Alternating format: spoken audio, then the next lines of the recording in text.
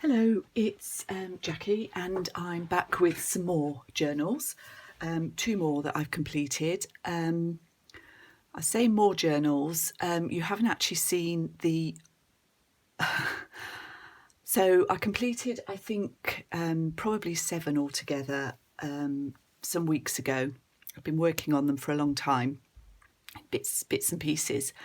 And I did the videos and I was going to put them in the shop, and then the lockdown started and I thought, oh, I'll put them in the shop. I wasn't sure what was going to happen. And then things changed quite dramatically. So I decided to leave them out of the shop, and therefore I haven't put the videos up for those at the moment. And I will probably show these first, so everything is a bit out of sequence from my point of view, but shouldn't really. It's just that the introductions, this chatty bit, which I know can be really annoying anyway, won't really follow suit. So what I'm going to do is just share these with you. We are in the 4th week of lockdown in the UK, and I'm hoping that all of the journals and the videos will go into the shop and the videos go up in a few weeks' time. So let's start with this one. So these are both the eclectic style TN journals, originally inspired by Sheena at Luna Rosa, although I have sort of gone my own way a bit now, or probably did from the start, I guess, but she was definitely the original inspiration. These are 8.5 by 4.5, so a little bit bigger than standard TN. Did I say TA before? TN, anyway, Traveller's Notebook-ish. So this one is fabric over card. There's some fabric on the spine here. This is stuck with Fabri-Tac. It does tend to wrinkle a bit because that's just the way these books work. So we've got some dangles on the sides, and off we go. This is a fairly neutral, sort of browns and pinks, and I've used antique papery papers, Tracy Fox labels. This is from a book. This is an original solicitor, I think it's a solicitor's letter from 1901. Popped in the front there, and there's bits of collage and snippets and all sorts in this one. You can see it's pretty full. Okay, so this second page, we've got a long slim tag here and another one here, a little rabbit on the top there.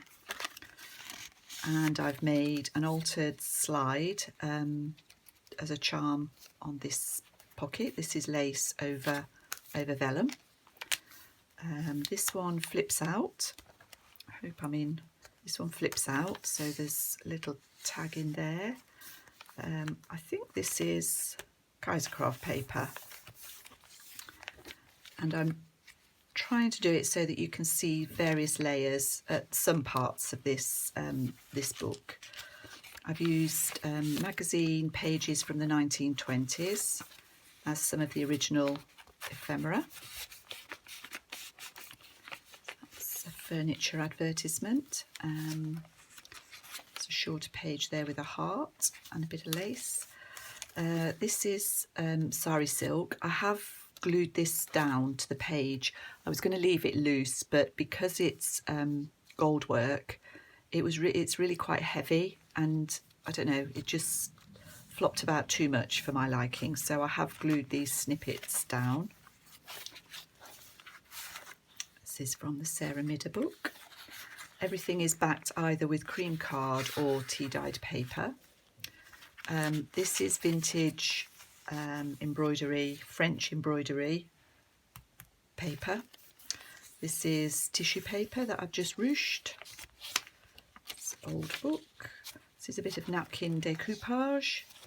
I've done a slim tag in this pocket.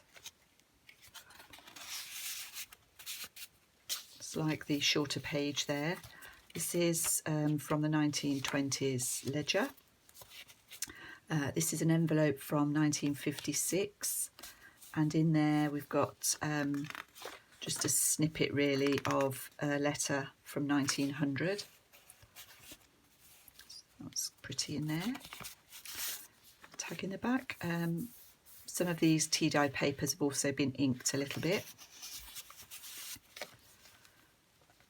Quite a lot in this case. This is the dangle.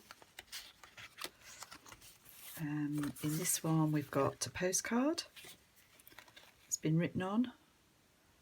I can't see the date on there, but it's obviously quite old. And this is a policy document from 1961. It's just a little bit of collage. Got this threaded through seam binding, the type of thing that Beth Wallen does quite often in her journals. Got Edith Holden on the centre. It's another of those sari silk pieces, and in here we've got 1950 piece of ephemera, 1953, and this is another magazine page from that 1920s. I think it's Good Housekeeping. This is a photograph from the 30s maybe, or 40s. A bit more napkin decoupage. That folds right out. Somebody's written on this. I don't know, I mean, who knows what these stars and letters denoted at the time. Be fun to know, but we never will. Another postcard. I think that's 1914. It could be 1924.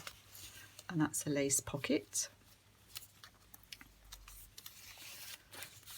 Got an Edith Holden page in this one. Just like the little touch of blue.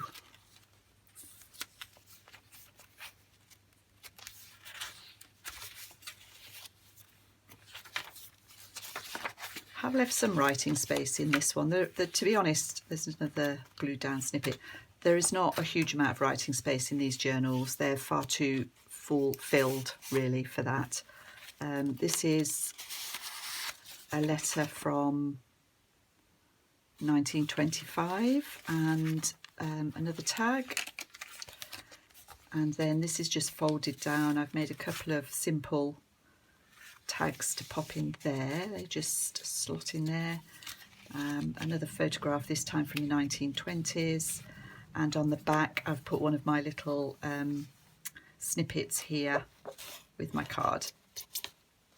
I think if you follow me on Instagram you'll have seen these embroidered collages. These were very much inspired by Roxy from Roxy Creations. So thank you for watching.